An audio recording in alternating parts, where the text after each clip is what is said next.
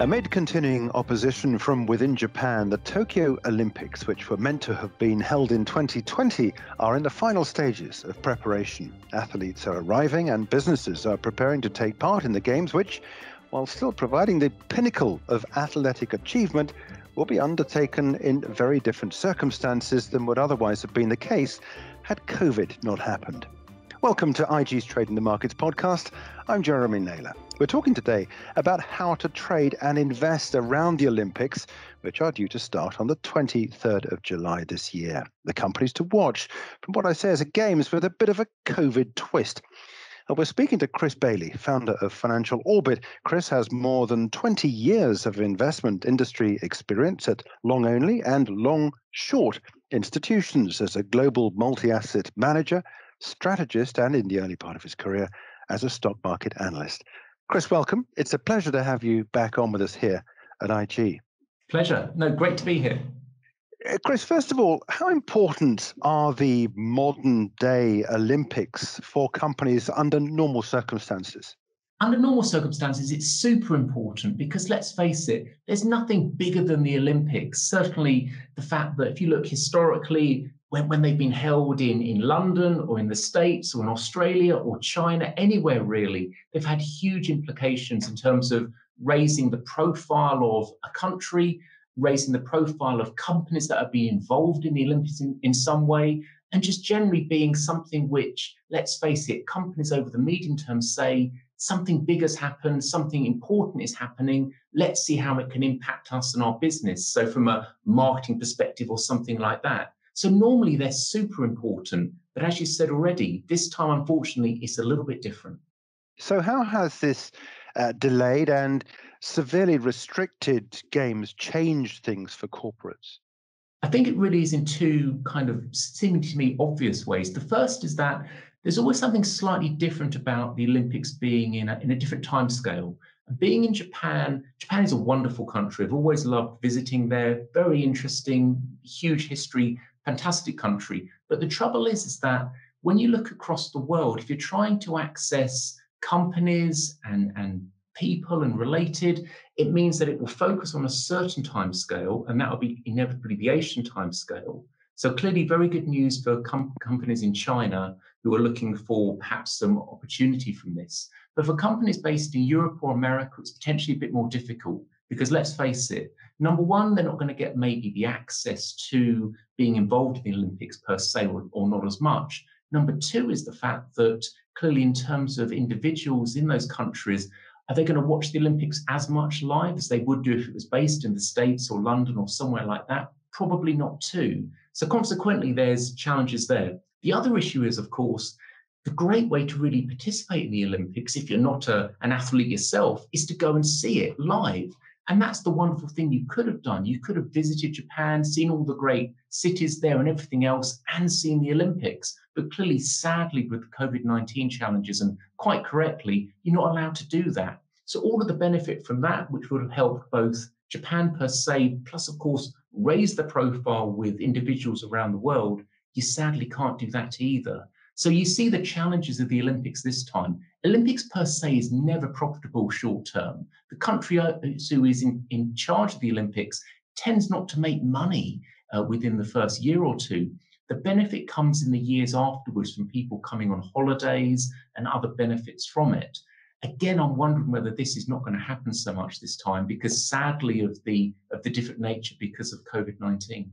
It's interesting, isn't it? Because when you are looking at investment opportunities, if you do see a downside, quite often you do see some upside. And I guess in this particular set of circumstances, if as we're hearing that there won't be that many people in the stadia, the authorities are trying to discourage people from turning up to move into some of the stadium environments in which they're operating many of the events. This does bring about an opportunity, doesn't it, for some of these tech companies that have the ability to be able to stream and to feed games to people that would otherwise have wanted to go in. So presumably there is an opportunity here to sell into people's lives these live feeds to bring them into the live action, perhaps maybe in a way that might not otherwise have been the case. Precisely. And this is something we, of course, have all seen over the last 12 or 15 months. The fact that we're using computers in a different way. We're not perhaps going to see people physically. We're going to actually talk to them on Zoom or myriad of other forms that now exist out there. And so you can see how logically this fits in with the Olympics, where basically instead of us, watching in a conventional manner, we've got a myriad of other ways that we can see it. And as you say, that might be, that classically would be assisting those tech companies that have got some linkage there, be it the underlying capability to sell or use some of the products, but also the ability to actually interlink with some of the underlying individuals out there. So you would have thought the tech sector, the computer sector and related, these are things which are going to be helped by the Olympics, you would have thought.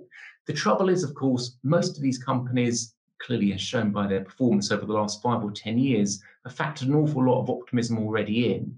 And as we've seen already in certainly recent months, some of the movements in some of the tech names in the States have been a bit more difficult over the last 5-6 months, because people already are thinking, well, hang on, the next tech surely is going to be looking into the world in other ways and reopening up economies and going back to that way of doing things.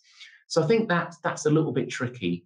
But in terms of can all the big tech names benefit from the Olympics at some level in terms of utilization, in terms of customer use and related, absolutely they will. What sort of companies are we talking about here?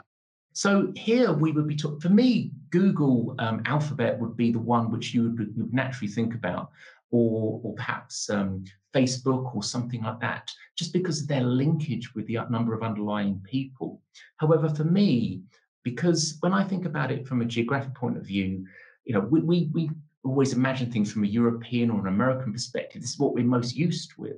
But let's face it, the proximity of, number one, of China to Japan is important. And the sheer growth of China is also impactful too. So something like an Alibaba, for example, who has big linkage with the Chinese populations in many ways, I think will also be a very striking share potentially from all of this. The advantage that they may be able to cite in terms of utilization with people in different ways and other manners like that could be a benefit to them. So they would be the sort of companies I would be looking at, but possibly we may be surprised most by some of the Chinese names, just because they will be the ones which we're not expecting it so much. The sort of the Alibabas may be a bit of a surprise to us. I'm finding it difficult to get an idea as a sort of other sort of companies that could possibly have any advantage out of these games. You're thinking travel companies, look, we can't fly, or we don't want to fly in the current constricted environment. So airlines, they're not going to have the sort of access to Japan as would otherwise have been the case, not flying people in. When people are there, the hospitality, the companies aren't really going to be able to do what they would like to have done in order to sell product across to people as they go and visit the venues. There's a lot of companies that would otherwise have won. Whereabouts do you see some of the other companies taking advantage of this sort of games that we've got? Traditionally, you would always say that one of the biggest winners is something like Coca-Cola, just because it's the sort of product which not only people like and know, but also in terms of utilization, you could link it with lots of other ways. And let's face it, if you're watching the Olympics live, it's the sort of thing that you might be consuming yourself. And similarly, beer companies and related. I think, again, because of the fact that we've got the Tokyo Olympics, which are on a different time scale, that makes it a bit trickier. So for me, the one which I'm actually wondering whether could be a beneficiary from all of this will be something like Yum Brands. But Yum Brands China, the version centered there, I do wonder whether we're going to see some special linings in terms of things that they're offering their populace locally, the ability to buy their KFC China product in some new shape or form because of the Olympics. That's sort of the thing we've seen previously in Olympics or World Cups or things like that. Those sorts of names benefiting from that. So again, that would be something I would be looking at personally. Historically, too, we've always seen people like Visa have been beneficiaries because, again, in terms of the need to do something to perhaps watch the Olympics and hence buy food, buy drink, buy something in order to do it, consume it whilst watching it. Companies like Visa and MasterCard have also been big beneficiaries. Visa is also typically a big supplier at certain level. The trouble is, again, because of the timescales and the fact that that might not work quite as well for companies which are strong in the States and Europe, That's a bit more tricky. But again, would you imagine there will be slight at the margin beneficiaries from this? That's probably true too. That's a good point, isn't it, about companies approaching the games as a bit of a lost leader in terms of the cost involved in getting out there for doing it, the coverage and so forth. I can't imagine many companies necessarily earning out of the games directly, but it's a brand thing, isn't it? How important are the Olympics to be associated with so far as branding is concerned? Yeah, I mean, from particularly if we're going to look at it from a Japanese perspective, companies such as Tokyo, Bridgestone and related are going to be clearly ones which people think about an awful lot. I mean, you'd probably also say companies such as Panasonic, which again have been, if you look at what they do, is again something which naturally is going to link with the Olympics, and consequently is going to be one which will only be first helping the Olympics, number one, at an underlying basis. Even though unfortunately there's not really many people going there, you've still got to move adults, people around in order to go there to participate in some of the games and related. So consequently, you'd have thought some of those Japanese names will be looking for some of their actual underlying linkage benefits, and the fact that they've also got a global base there, which they can then use in terms of their marketing and related over time.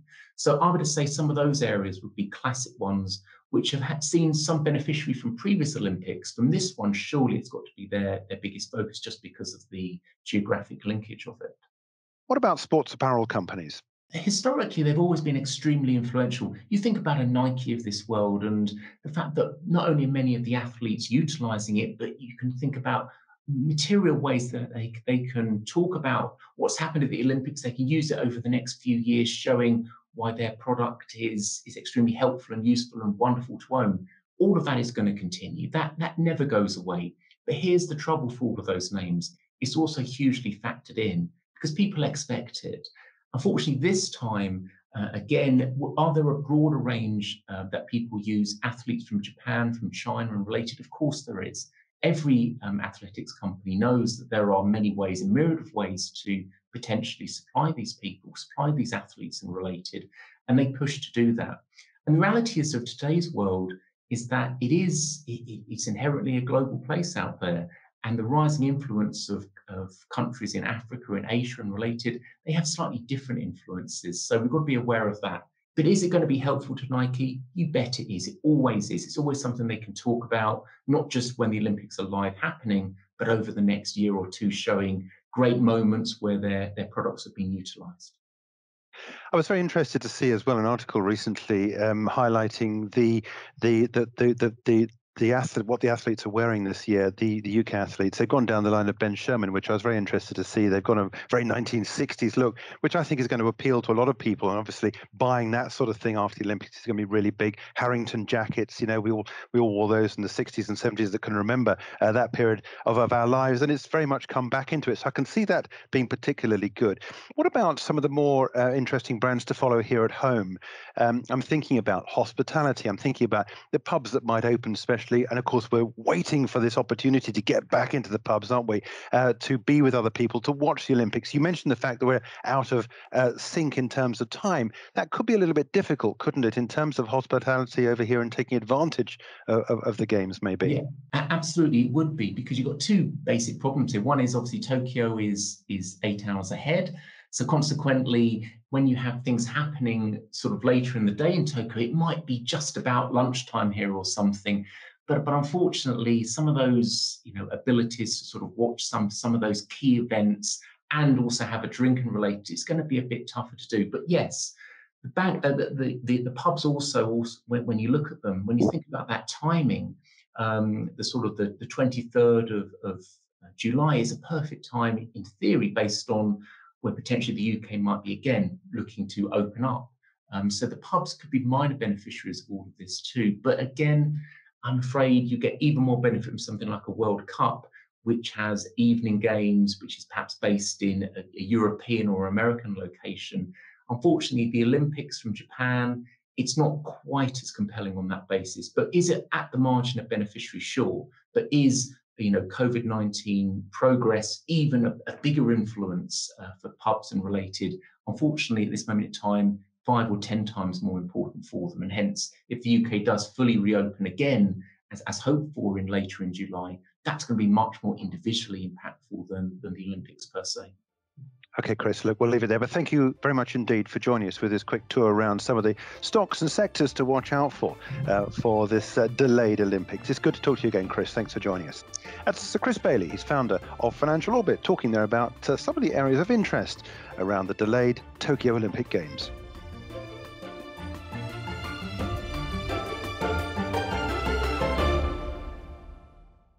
For more videos from us here at IGTV, join us on Twitter at IGCom, Instagram, and subscribe to our YouTube channel.